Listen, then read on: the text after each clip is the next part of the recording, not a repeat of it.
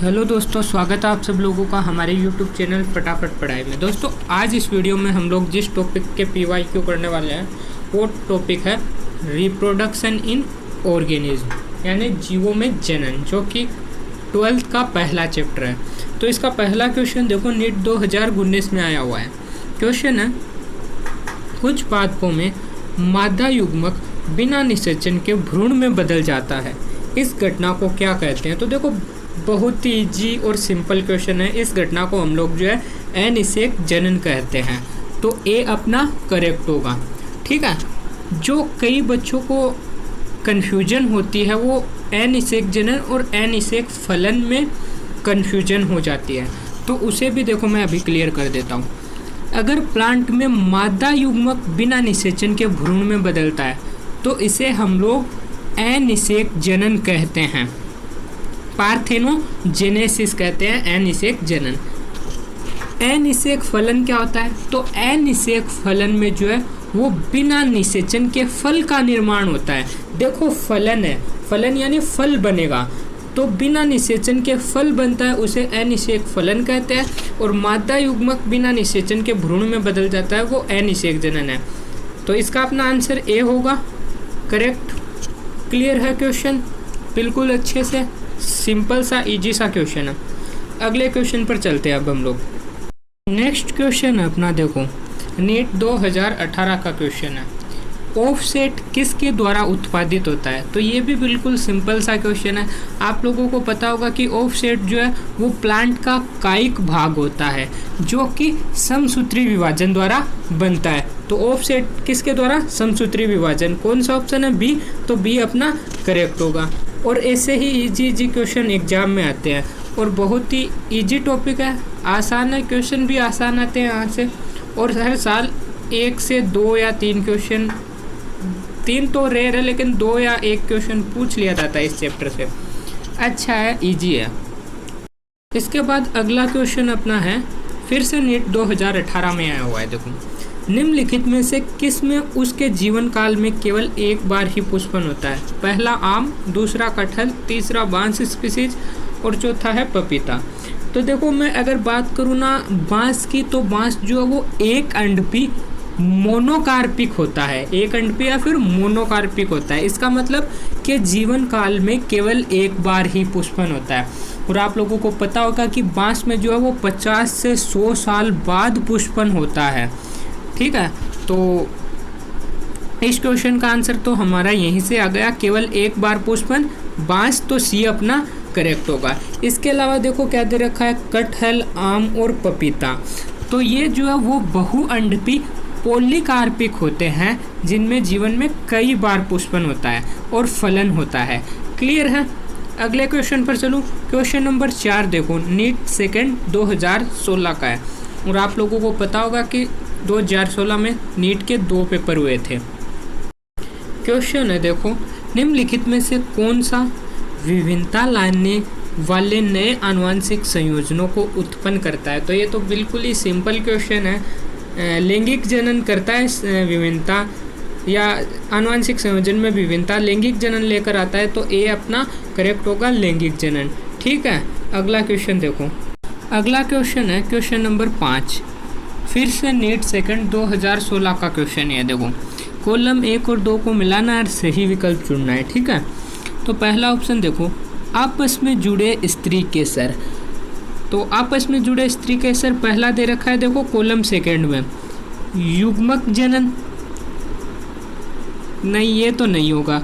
ठीक है, बी है स्त्री केसर, नहीं। सी, तीसरा जो है वो है युक्तांडपी। तो मैं कह सकता हूँ कि आपस में जुड़े हुए स्त्री केसर को हम लोग युक्तांडपी कहते हैं, तो ए में अपना थर्ड होगा। ठीक है, और ऐसा ऑप्शन देखो किसमें, ऐसा ऑप्शन केवल और केवल बी में, तो बी अपना करेक्ट आंसर होगा।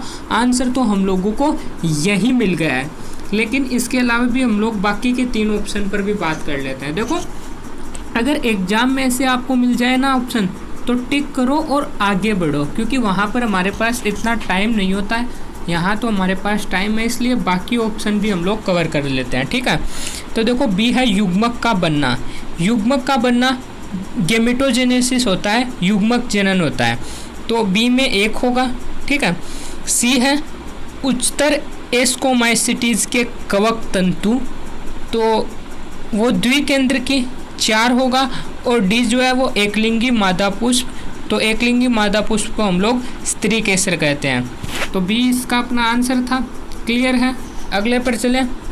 चलो अगला क्वेश्चन देखो अपना नीट सेकंड 2016 का, और ये तीसरा क्वेश्चन है इस चैप्टर से। ठीक है, तो देखो क्या है, कौन सा कथन सही नहीं है। पहला ऑप्शन है आलू, केला और अदरक में पादपक रूपांतरित तने में उपस्थित पर्वों से उत्पन्न होता है। सही है या गलत? मैं कह सकता हूँ गलत है। क्यों? क्योंकि देखो आलू, केला और अदरक में जो कायिक परिवर्धन है वो रूपांतरित तने द्वारा होता है। आलू का जो परिवर्धन है वो गांठ द्वारा, कलिका, आंख या नोड के रूप में होता है, आप लोगों को पता होगा। और इन कलिकाओं से जो नए प्लांट बनते हैं। ठीक है, केला और अदरक की बात करूँ तो इनमें जो कायिक परिवर्धन है वो राइजोम की सहायता से होता है। ठीक है, जो कि कलिका की नोड पर होती है और नए प्लांट का निर्माण करती है। ठीक है, तो अपना पहला ही गलत था, गलत हम लोगों को बताना था, तो ए अपना करेक्ट आंसर होगा। ठीक है, बाकी के 3 आप लोग देख लेना, और वो सही है, तीनों ऑप्शन पढ़ लेना। अगले क्वेश्चन पर चलते हैं। इसके बाद क्वेश्चन नंबर 7 देखूँ, 2015 का क्वेश्चन है कि कौन सा युग्म सही रूप से नहीं मिलाया गया है। तो गलत को हम लोग गलत मिलान को चुनना है। पहले में दे रखा है जनन का प्रकार और दूसरा उसका उदाहरण। ए है अपना द्विखंडन, और द्विखंडन बता रहा है सार्गेसम में, तो सही है या गलत? तो अपना मैं कह सकता हूँ पहला ही हम लोगों को गलत मिल गया है, क्योंकि सार्गेसम आप लोगों को पता होगा एक भूरी शैवाल है, और भूरी शैवाल में जो है स्पोर के द्वारा, बीजाणुओं के द्वारा अलैंगिक और लैंगिक जनन समयुग्मकी, विषमयुग्मकी या अंडयुग्मकी प्रकार का होता है। आइसोगेमस, एनाइसोगेमस और ऊगेमस टाइप का होता है भूरी शैवाल में स्पोर्स के द्वारा, बीजाणुओं के द्वारा। तो अपना पहला ही मिलान गलत है, तो इस हिसाब से अपना पहला ही आंसर आ जाएगा, ए करेक्ट होगा। तो बाकी के ऑप्शन भी देख लेते हैं। देखो बी है कोनिडिया। पेनिसिलियम सही है, बिल्कुल। पेनिसिलियम जो है वो फंजाई की क्लास एस्कोमाइसिटीज के अंतर्गत आता है, आप लोगों को पता है। इसमें जो जनन है वो कोनिडिया द्वारा होता है, और ये कोनिडिया बहिर्जात रूप से उत्पन्न होते हैं। ठीक है, सी है वाटर हाइसिंथ दे रखा है, इसे हम लोग जलीय कुंभी या टेरर ऑफ बंगाल भी कहते हैं, बंगाल का आतंक। ठीक है, और इसके अंदर जनन का प्रकार ऑफसेट, और ऑफसेट जिसे हम लोग भूस्तारिका भी कहते हैं, से होता है। बिल्कुल करेक्ट है। केला में राइजोम द्वारा, अभी पिछले क्वेश्चन में बात की थी, केला और अदरक दोनों में जो कायिक परिवर्धन है वो राइजोम की सहायता से होता है, तो ये भी सही है। तो अपना गलत जो है वो पहला था, तो गलत हम लोगों से पूछा था, तो ये अपना करेक्ट आंसर था। ठीक है, अगला क्वेश्चन पर चलते हैं अब हम लोग। अगला क्वेश्चन देखो, क्वेश्चन नंबर 8, निम्नलिखित में से कौन एकसाभिक युग्मकों की सहायता से समयुग्मकता दर्शाता है। एकसाभिक का मतलब है उसमें गतिशीलता नहीं होगी, नॉन मोटाइल होगा, अगतिशील होगा। ठीक है, पहला है सार्गेसम, फियोफाइसी भूरी शैवाल के अंतर्गत आता है, और वहाँ पर हम लोग पढ़ते हैं कि 2 फ्लैजिला जो कि असमान होते हैं, पार्श्व स्थिति पर लगे होते हैं, तो यहाँ पर गतिशील होते हैं। कसाब पाए जाते हैं, फ्लैजिला पाए जाते हैं, जबकि हम लोगों को एकसाभिक पहचानना है, तो ए नहीं होगा। बी एक्टोकार्पस, ये भी फियोफाइसी भूरी शैवाल है, तो ये भी नहीं होगा।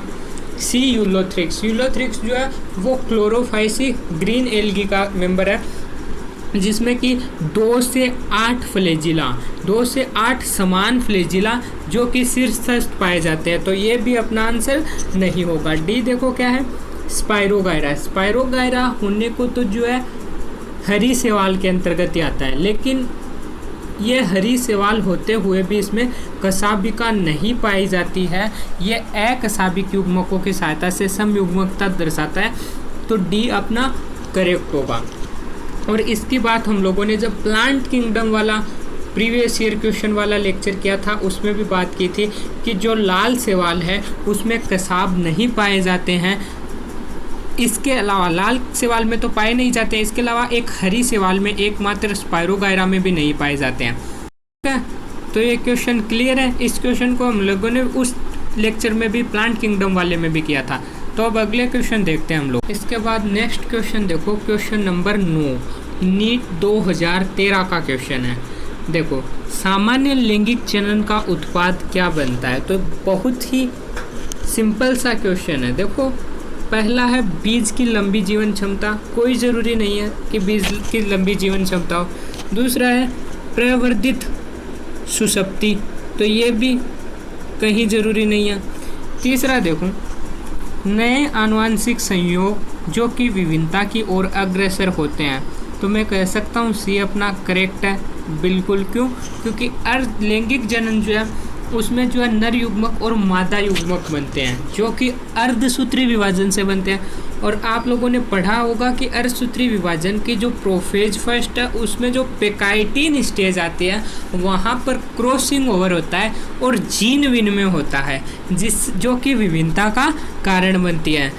तो मैं कह सकता हूँ कि लैंगिक जनन में अर्धसूत्री विभाजन होगा, वहाँ क्रॉसिंग ओवर होगा, जिससे कि विभिन्नता आएगी। तो नए आनुवंशिक संयोग जो विभिन्नता की ओर अग्रसर होते हैं, तो सी अपना करेक्ट होगा। कर लोगे इस तरह के क्वेश्चन, बहुत ही इजी क्वेश्चन है। देखो यारों, इसके बाद अगला देख लो, फिर से नीट 2013 का क्वेश्चन है, क्वेश्चन नंबर 10। क्या है क्वेश्चन नंबर 10? अर्धसूत्री विभाजन कहाँ होता है? और पहला ऑप्शन है अपना अर्धसूत्री कोशिका, इन्हें हम लोग मियोसाइट भी कहते हैं। और आप लोगों को पता होगा मियोसाइट या अर्धसूत्री कोशिका में अर्धसूत्री विभाजन होता है, तो ये अपना करेक्ट होगा। क्लियर है? बाकी कोनिडिया, जेम्यूल और गुरु बीजाणु की भी बात करूं तो देखो, कोनिडिया और जेम्यूल जो है वो अलैंगिक जनन का एक टाइप है, ठीक है, जिसमें अर्धसूत्री विभाजन को हम लोगों को देखने को नहीं मिलता है। गुरु बीजाणु की बात करूं तो देखो, गुरु बीजाणु जो है वो खुद ही अगुणित होते हैं और इनका निर्माण आप लोगों को पता होगा द्विगुणित गुरु बीजाणु मात्र कोशिका से होता है। किसके द्वारा? मियोसिस द्वारा, अर्धसूत्री विभाजन द्वारा। तो ये खुद अगुणित होते हैं, इनमें कोई अर्धसूत्री विभाजन नहीं होता है। ठीक है, गुरु बीजाणु मात्र कोशिका में अर्धसूत्री विभाजन द्वारा गुरु बीजाणु बनते हैं। मेरे हिसाब से आप लोगों को ये क्वेश्चन भी क्लियर हो गए होंगे। अगले पर चलते हैं हम लोग। इसके बाद अगला क्वेश्चन बहुत ही अच्छा क्वेश्चन है 2012 का। देखो, निम्नलिखित में से किस एक को सही मिलाया गया है?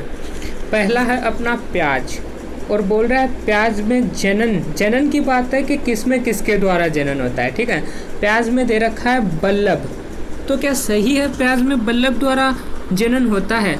बिल्कुल सही बात है। देखो, प्याज में जो है वो प्रवर्धन बल्लभ द्वारा होता है और ये बल्लभ जो है वो रूपांतरित भूमिगत तना है। ठीक है, तो ए अपना करेक्ट है। सही ऑप्शन क्या है? ए। क्लियर है? आगे के ऑप्शन पर भी थोड़ी सी बात कर लेते हैं। देखो, बी ऑप्शन है अपना अदरक, और अदरक में दे रखा है अंतःभूस्तारिका। तो क्या अदरक अंतःभूस्तारिका द्वारा जनन करता है? नहीं।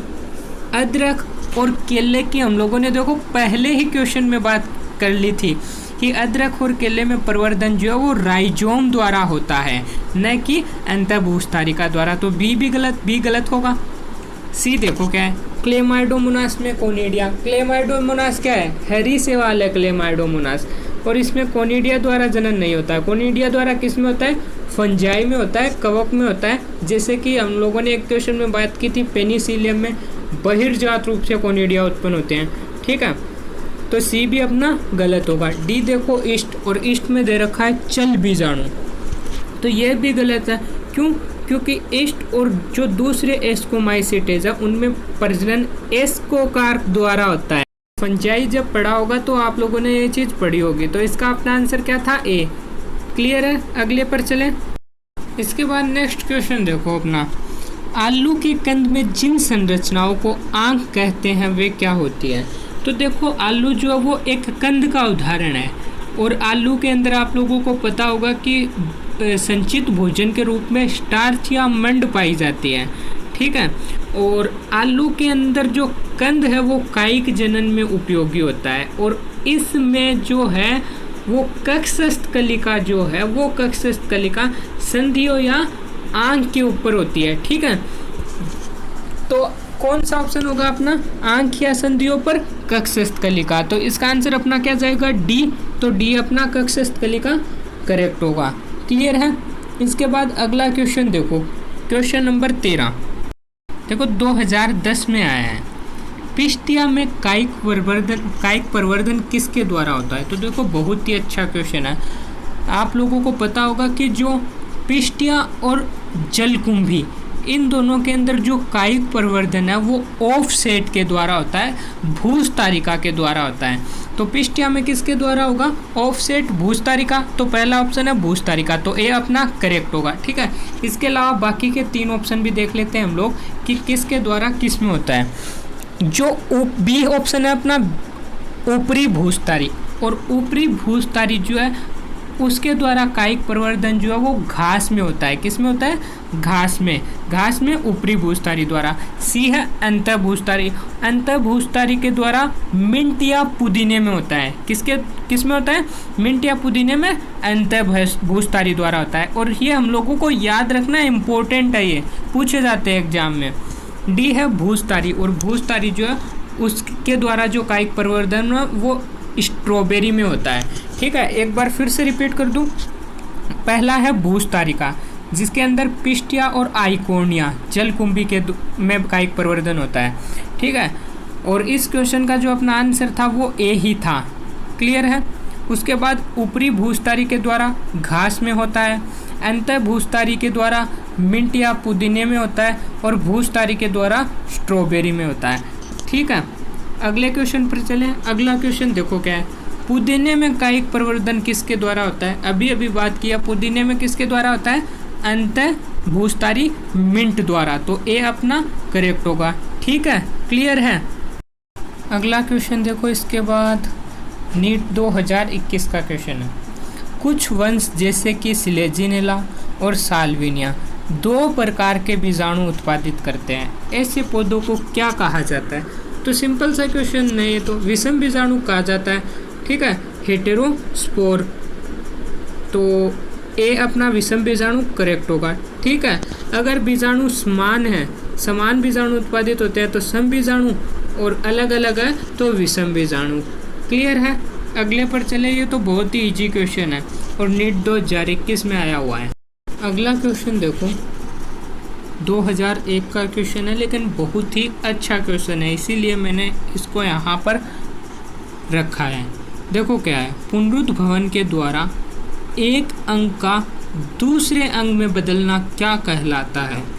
तो ये जो प्रक्रिया है ये एपीमॉर्फोसिस कहलाती है, और इसको आप लोगों को याद रखना है। तो बी अपना एपीमॉर्फोसिस करेक्ट होगा। ठीक है, थोड़ी सी एपीमॉर्फोसिस की बात करूँ तो देखो इसमें क्या होता है, घाव से नष्ट हुई जो संरचना है उसको बनाने के लिए नई कोशिका जो है वो घाव की सतह पर फैलती चली जाती है। ठीक है, उससे क्या है कि अभिवृद्धि में कुछ विशिष्ट कोशिका के अंदर जो है यह क्षमता होती है कि वो विभाजन द्वारा नई कोशिका उत्पन्न कर सकें, और जो 6 हो चुकी कोशिका है उनको विस्थापित कर सकें। ठीक है, ये है एपीमॉर्फोसिस। तो इसके अंदर जो है एक अंग को दूसरे अंग में बदला जाता है पुनरुद्भवन के दौरान। ठीक है, एपीमॉर्फिस। क्लियर है, याद रखना है। ठीक है, इसके बाद आज का अपना इस वीडियो का लास्ट क्वेश्चन है जो कि नीट 2020 में आया हुआ है। देखो क्या है, अरपुष्पक में क्या होता है, ऊर्ध्ववर्ती अंडाशय, जायांगधर अंडाशय, अर्ध अधोवर्ती या अधोवर्ती। तो आप लोगों को पता होगा कि अरपुष्पक में अधोवर्ती अंडाशय होता है, तो इस हिसाब से अपना डी ऑप्शन जो है अधोवर्ती अंडाशय करेक्ट होगा। ठीक है, और इसी के साथ आज का अपना ये वीडियो भी कंप्लीट हुआ। और अगर आप लोगों को हमारा ये वीडियो पसंद आया तो इसे लाइक करें, अपने दोस्तों तक शेयर करें और हमारे चैनल को सब्सक्राइब करें।